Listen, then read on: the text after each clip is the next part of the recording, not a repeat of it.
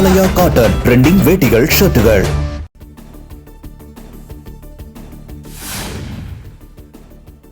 மேகதாது அணை பிரச்சனையை தீர்க்க புதிய நடுவர் மன்றம் அமைக்க வேண்டும் எனும் முதலமைச்சர் விஜயின் தீர்மானமே இறுதியானது. மாற்றம் செய்யவோ திருத்தம் செய்யவோ தேவையில்லை என சட்டப்பேரவை சபாநாயகர் JCD பிரபாகர் அறிவிப்பு.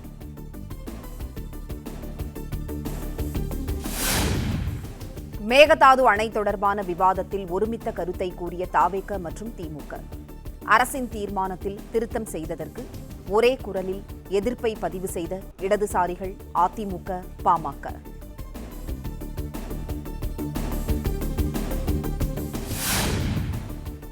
மேகதாது பிரச்சனையை தீர்க்க புதிய நடுவர் மன்றம் எனும் எதிர்க்கட்சித் தலைவர் உதயநிதியின் கோரிக்கையை தமிழ்நாடு அரசு ஏற்றதற்கு எதிர்ப்பு. முதலை வாயிற்குள் சென்று சிக்குவதற்கு சமம் என தவேக அரசை ஆதரிக்கும் இந்திய கம்யூனிஸ்ட் MLA தளி ராமச்சந்திரன் குற்றச்சாட்டு. மாண்புமிகு எதிர்க்கட்சி தலைவர் பேசும்போது ஒரு திருத்தத்தை முன்மொழிந்தார். புதிய நடுவர் மன்றம் அமைக்கப்பட வேண்டும் என்பது. அந்த திருத்தத்தோடு மாண்புமிகு முதலமைச்சர் வந்து தீர்மானத்தை நிறைவேற்றினீங்க. அப்படி இருக்கும்போது புதிதாக ஒரு நடுவர் மன்றம் அமைத்தால் அது தமிழ்நாட்டுக்கு பாதகமா அமைஞ்சிரும். நாமளே போய் முதல வாயில சிக்கிற மாதிரி ஆயிடும். ஆகவே புதிய நடுவர் மன்றம் அமைக்க கூடாது என்பது எங்களுடைய கட்சியின் நிலைப்பாடு.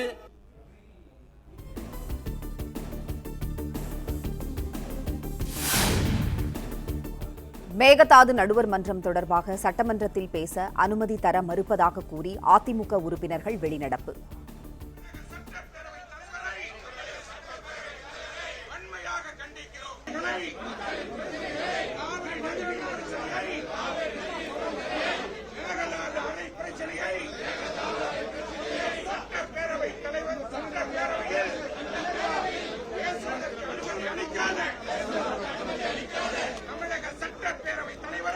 எடப்பாடி பழனிசாமி தலைமையில் முழக்கமிட்டபடியே அவையிலிருந்து வெளியேறினர்.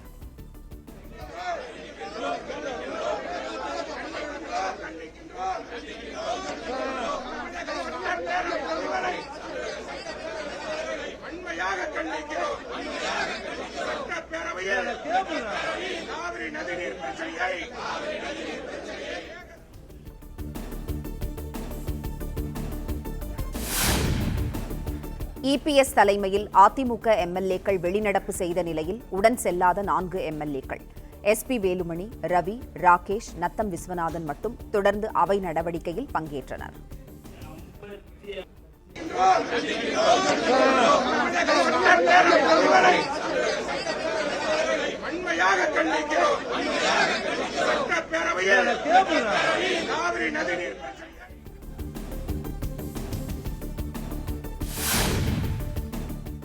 மேகதாது அணை விவகாரத்தில் ஏற்பட்டுள்ள சட்ட சிக்கலை தீர்க்க புதிய தீர்ப்பாயம் அமைப்பதே சரியான வழி என அமைச்சர் ஆதவர்ஜுனா விளக்கம். குடிநீர் பிரச்சினைக்காக அணை என கர்நாடக அரசு வியூகத்தை மாற்றியுள்ளதால் தமிழக அரசும் வியூகத்தை மாற்றுவதாக திட்டவட்டம்.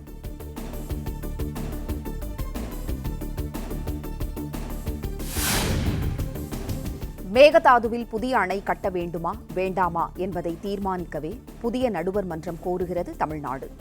காவிரி நதிநீர் பங்கீட்டுடன் எவ்வித தொடர்பும் கிடையாது என்றும் அமைச்சர் ஆதவர்ஜுனா விளக்கம். மேகதாது அணை குறித்து புதிய நடுவர் மன்றம் ட்ரிபுனல்.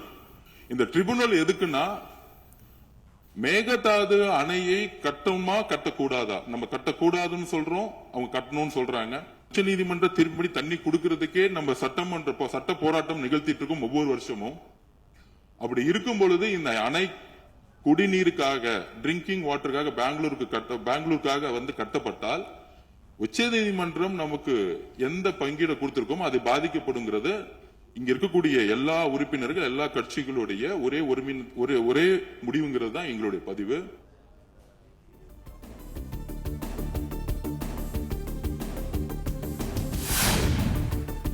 தமிழ்நாடு முழுவதும் சட்டம் ஒழுங்கு சீரழிந்துள்ள நிலையில் வாய் திறக்காமல் அமைதியாக அமர்ந்திருக்கிறார் முதலமைச்சர் விஜய் என உதயநிதி குற்றச்சாட்டு. இன்னைக்கு தமிழ்நாட்டுடைய சட்டம் ஒழுங்கு எல்லாமே எப்படி இருக்குன்னு செய்திகளை பார்த்தா அவ்வளவு கொடூரமாக இருக்கிறது. இதை பத்தி கேள்வி எழுப்பினா கூட காவல்துறைக்கு பொறுப்பு வைக்கக்கூடிய முதலமைச்சர் எதுவும் பேச மாட்டேங்கிறார். To remain silent in the face of evil is itself evil அப்படின்னு ஒரு பழமொழி உண்டு. அது யாருக்கு பொருந்ததோ இல்லையோ இந்த அரசுக்கு சரியாக பொருந்தது. எதிர்க்கட்சி தலைவரின் அனைத்து குற்றச்சாட்டுகளுக்கும் முதலமைச்சர் விஜய் செவ்வாயன்று பதிலளிப்பார் என அமைச்சர் ஆதவ் அர்ஜுனா உறுதி.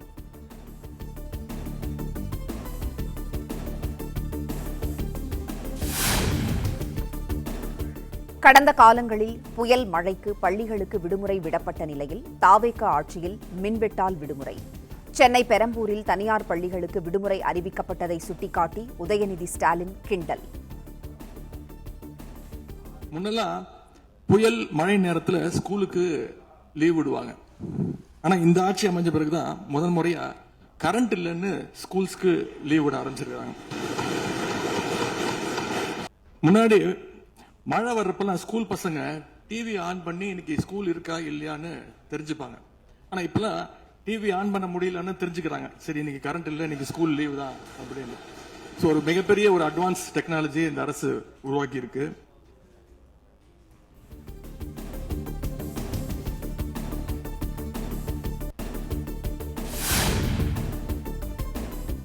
தாவேக ஆட்சியில் மின்வெட்டில் முதலமைச்சர் விஜயின் பெரம்பூர் தொகுதி நம்பர் 1 தொகுதியாகியுள்ளதாக உதயநிதி விமர்சனம்.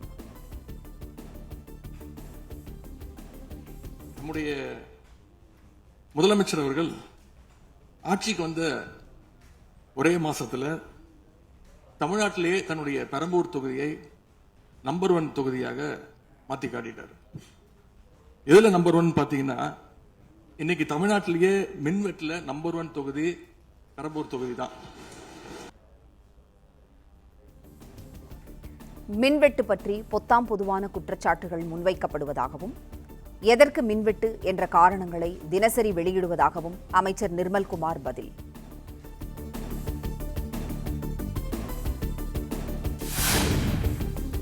தமிழ்நாடு மின்சார வாரியத்தில் 50 விழுக்காடு பணியிடங்கள் காலியாக இருப்பதே மின்சார பிரச்சினைக்கு காரணம் என அமைச்சர் CTR நிர்மல்குமார் பேச்சு.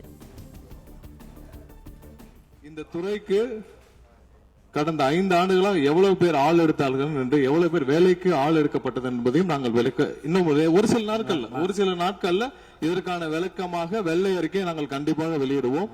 இந்த துறையில் பாத்தீங்கன்னா இப்ப வேக்கண்ட் மட்டும் 70,000 வேக்கண்ட் இருக்கு.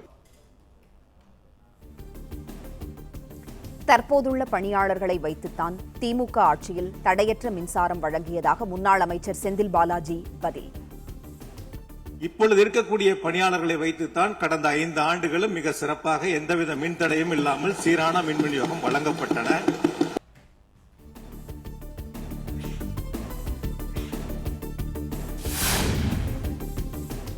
மாணவர்களுக்கான இலவச பஸ் பாஸ் வரலாற்றிலேயே முதல் முறை என தாவேக ஆட்சியில் ஃபேக் நியூஸ் பரப்பப்படுகிறது.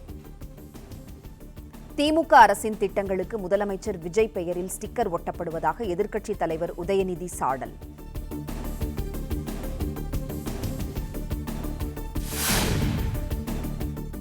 மன்னன் எவ்வழியோ தாங்களும் அதே வழி என ரீல்ஸ் போட்டுக் கொண்டிருக்கிறது சிங்கப்பெண்கள் சிறப்பு அதிரடிப்படை என உதயநிதி குற்றச்சாட்டு. படை குற்றவாளிகளை சேஸ் பண்ணுவாங்கன்னு பார்த்தா அவங்களும் கூட ரீல்ஸ் போட்டு போஸ்ட் பண்ணிட்டு இருக்காங்க. மன்னன் எவ்வழி மக்கள் அவ்வழின்னு சொல்லுவாங்க. அதை சிங்கப்பெண் படை ஃபாலோ பண்ணதோன்னு மக்களுக்கு சந்தேகம் வந்துருச்சு. சிங்கப்பெண்கள் அதிரடிப்படையை இழிவுபடுத்துவதை அனுமதிக்க கூடாது என அமைச்சர் ராஜ்மோகன் பதிலடி. சிங்கப்பெண்களை குறித்து அன்றே விரிவாக தெளிவாக அழகாக நான் கூறிவிட்டேன். சிங்கப்பெண்கள் இந்த நாட்டினுடைய தமிழ்நாடு அரசினுடைய பொக்கிஷம். அவர்களை குறித்து மீண்டும் மீண்டும் இப்படி சிறுமைப்படுத்தி பேசியதற்காக மாண்புமிகு பேரவைத் தலைவர்கள் அதை கண்டிக்க வேண்டும். சிங்கப்பெண்களை குறித்து இனி யாராவது தவறாக பேசினால் அதை அனுமதிக்க கூடாது. இப்படி தவறாக பேசியதற்காக அவர்கள் மன்னிப்பு கேட்க வேண்டும் என்று தமிழக வெற்றி கழகத்தினுடைய அரசு சார்பில் கேட்டுக் கொள்கிறேன்.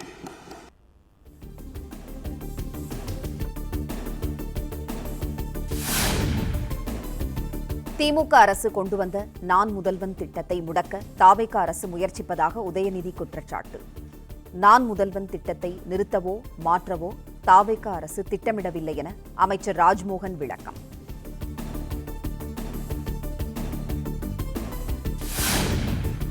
சட்டப்பேரவையில் குதிரை பேரம் மூலமாக தாவேக அரசு நடைபெறுவதாக எதிர்க்கட்சித் தலைவர் உதயநிதி குற்றச்சாட்டு.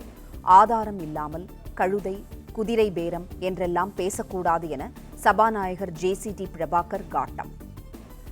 இந்த குதிரை பேரம் கழுதை பேரம் என்பதை பற்றியெல்லாம் பேசுவதற்கு இடமல்ல. இது ஆதாரம் இல்லாமல் எந்த பேரத்தை பற்றி பேசுவதை நான் அனுமதிக்க முடியாது.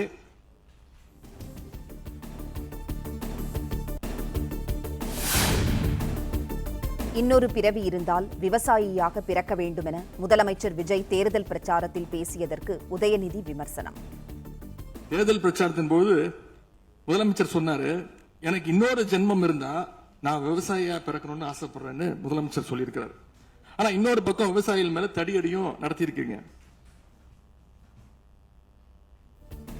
விவசாயியாக மீண்டும் பிறக்க வேண்டியதில்லை, எப்போது வேண்டுமானாலும் விவசாயத்தில் ஈடுபடலாம் என்றும் உரை. விவசாயியா பிறக்க இன்னொரு ஜென்மம்லாம் தேவையில்லை, எப்ப நினைச்சாலும் போய் விவசாயி ஆயிடலாம். ஆகவே வெற்று வார்த்தைகளால விவசாயிகளை ஏமாத்தாம இந்த அரசு செயல்படணும்னு நாங்கள் விரும்பி கேட்டுக்கொள்கின்றோம்.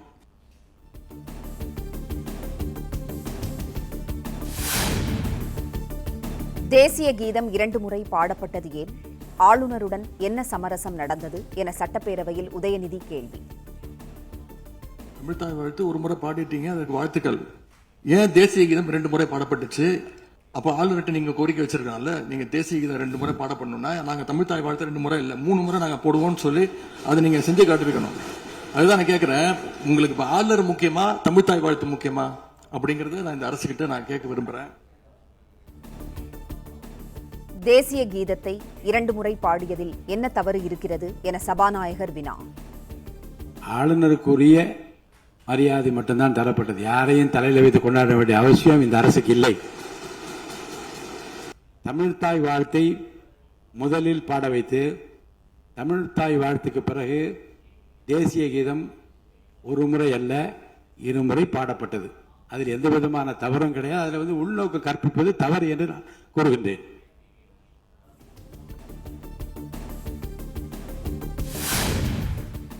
கன்னிகை பேரில் தனியார் ஆலையில் அமோனியா வாயுவை சுவாசித்ததால் பாதிக்கப்பட்ட 66 பேர் மருத்துவமனைகளில் அனுமதி. திருவள்ளூரில் 2 மருத்துவமனைகளிலும் சென்னையில் 2 மருத்துவமனைகளிலும் தீவிர சிகிச்சை.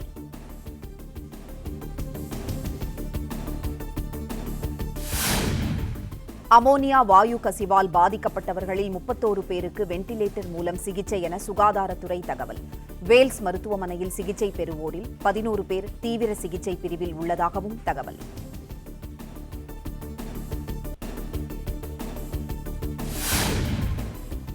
அமோனியா கசிவு குறித்து ஆராய தமிழக அரசு அமைத்த 3 குழு நேரில் விசாரணை.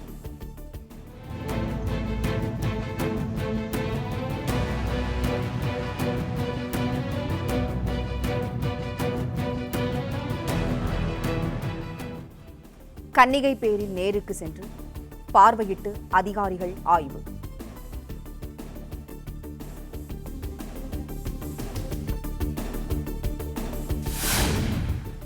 அமோனியா வாயு கசிவு குறித்து விவாதிக்க அனுமதி கோரி சட்டப்பேரவையில் திமுக எம்எல்ஏக்கள் அமளி. அமைச்சர் பர்வேஸ் அறிக்கை வாசித்துக் கொண்டிருந்த போது திமுக உறுப்பினர்கள் எழுந்து நின்று தொடர்ந்து குரல் எழுப்பினர். நீங்கள் சொல்ல விரும்புகிற கருத்துக்களை இன்றைக்கு ஏறத்தாழ 11 பேர் பேச இருக்கின்றார்கள். நீங்கள் என்ன சொல்ல விரும்புகிற கருத்து இருங்க. அமைச்சர் இப்போது 110 விதியின் கீழ் விளக்கம் அளிப்பார். இந்த விளக்கத்தில் உங்களுக்குள்ள கருத்துக்களை உங்களுடைய கட்சியின் சார்பில் பேச இருக்கின்றார்கள்.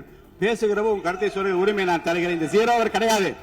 வினாக்கள் பாருங்க, பிசினஸ் அட்வைசரி கமிட்டியில உட்கார்ந்து பேசுகிற போது வினாக்கள் விடைகள் நேரமும் 0 அவர் கிடையாது என்று சொல்லிவிட்டோம். இப்போது இதை பற்றி இந்த கருத்துக்களை நீங்கள் பேசுகிற போது உங்கள் உறுப்பினர் சார்பில் எடுத்து வைக்க நான் அனுமதி அளிக்கிறேன். அப்போது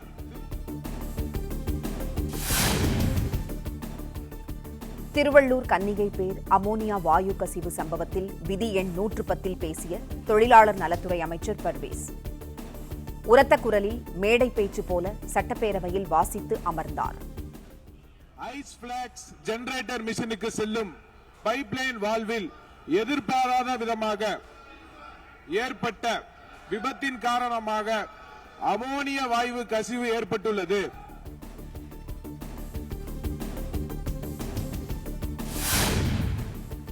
கடந்த ஆட்சிக் காலத்தில் கோவில்களை வணிகமயமாக்க முயற்சித்தார்கள் என சட்டப்பேரவையில் அமைச்சர் ரமேஷ் குற்றச்சாட்டு.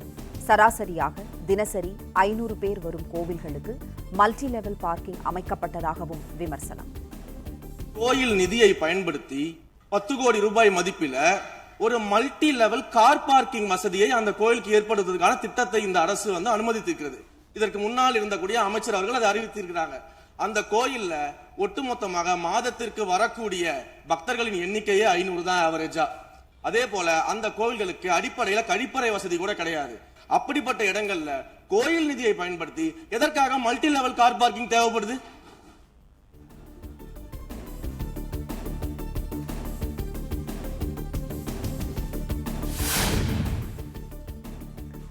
நகராட்சி பரிந்துரையின் அடிப்படையில்தான் குன்னூர் கோவிலுக்கு மல்டி லெவல் பார்க்கிங் அமைக்கப்பட்டதாக சேகர் பாபு விளக்கம். 10 கோடி ரூபாயில் மல்டி லெவல் கார் பார்க்கிங்கை எந்த பக்தரும் கேட்கவில்லை என அமைச்சர் ரமேஷ் பதிலடி. குன்னூரில் இருக்கக்கூடிய அந்த விநாயகர் கோயிலுக்கு சொந்தமான இடத்துல மல்டி லெவல் கார் பார்க்கிங் அமைப்பதற்கு ஏற்கனவே அங்க இருக்கக்கூடிய நகராட்சி நிர்வாகம் ப்ரப்போசல் வழங்கிய போது அந்த நகராட்சி நிர்வாகத்திடம் நம்முடைய நிலத்தை குத்தகைக்கு கொடுத்து அதன் மூலமாக இருக்கக்கூடிய வருவாயை வைத்துக் கொண்டு நாம் முடிந்த வரையில் நம்முடைய கோயில்களுக்கு தேவையான அடிப்படை வசதிகளை நாம் செய்து கொடுக்கலாம். ஆனால் கோயில் நிதியவே 10 கோடி எடுத்து அங்க மல்டி லெவல் கார் பார்க்கிங் எந்த விதமான பொதுமக்களும் பக்தர்களும் கேட்கல. பக்தர்களும் பொதுமக்களும் கேட்பதெல்லாம் கோயிலுக்கு உள்ளே சென்று மனநிறைவோடு தரிசனம் செய்துவிட்டு வெளியே வரும்பொழுது அவர்களுக்கு தேவையான அடிப்படை வசதிகளை தான் பக்தர்கள் கேட்டுக் கொண்டிருக்கிறார்கள். அதை செய்தாலே போதுமானது.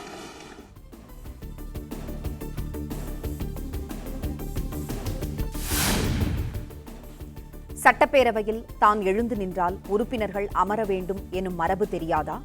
எம்எல்ஏக்களுக்கான பயிற்சி வகுப்பிற்கு திமுக எம்எல்ஏக்கள் வந்து கற்றுக்கொண்டிருக்கலாம் என சபாநாயகர் JCD பிரபாகர் டென்ஷன். உறுப்பினர் உட்காருங்க.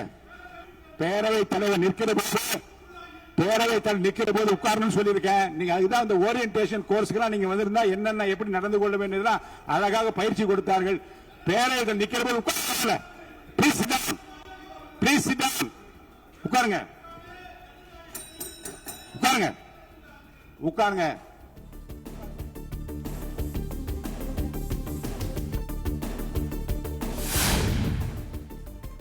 சட்டப்பேரவையில் வெள்ளியன்று சக உறுப்பினர்களை உருவக்கேலி செய்வது போன்று சிரித்து கிண்டலடித்த திமுக எம்எல்ஏ துரை சந்திரசேகர். மற்ற உறுப்பினர்களை கேலி செய்யும் வகையில் செய்த முகபாவனைகள் மற்றும் சைகை மொழிகள் பேசியவை கடந்த 2 நாட்களாக சமூக வலைதளங்களில் ஊடகங்களிலும் வேகமாக பரவி வருகிறது. இது சட்டமன்ற பேரவையின் மாண்பையும் கண்ணியத்தையும் குறைக்கும் வகையிலான செயலாகும்.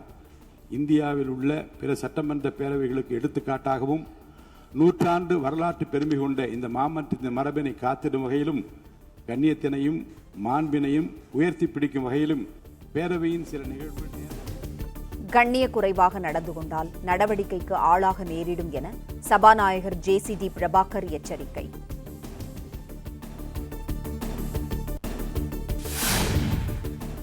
அனைத்து அரசு நிகழ்வுகளுக்கும் சட்டமன்ற உறுப்பினர்களுக்கு முறையான அழைப்பு விடுக்கப்பட வேண்டும் என சபாநாயகர் உத்தரவு. அரசால் வெளியிட்டுள்ள மரபு நெறிமுறைகளின்படி புரோட்டோகால் அரசமைப்பு தலைவர்கள் முதல் முக்கிய பிரமுகர்கள் வரை உள்ள ஒவ்வொருவரின் நிலைக்கு ஏற்ப முன்னுரிமை வரிசை முறை வாரண்ட் ஆஃப் ரெசிடென்ஸ் அமைக்கப்பட்டுள்ளது. இந்த முன்னுரிமை வரிசைப்படி மாண்புமிகு சட்டமன்ற உறுப்பினர்களும் அரசு துறை உயர் அலுவலர்களும் தங்கள் கடமைகளையும் பொறுப்புகளையும் மற்றும் அதிகாரத்தையும் நன்கு உணர்ந்து அதற்கேற்றவாறு செயல்பட வேண்டும் என கேட்டுக்கொள்கிறேன். அனைத்து உள்ளாட்சி அமைப்புகளுக்கு தலைமைச் செயலாளர் சுற்றறிக்கை அனுப்பவும் ஆணை.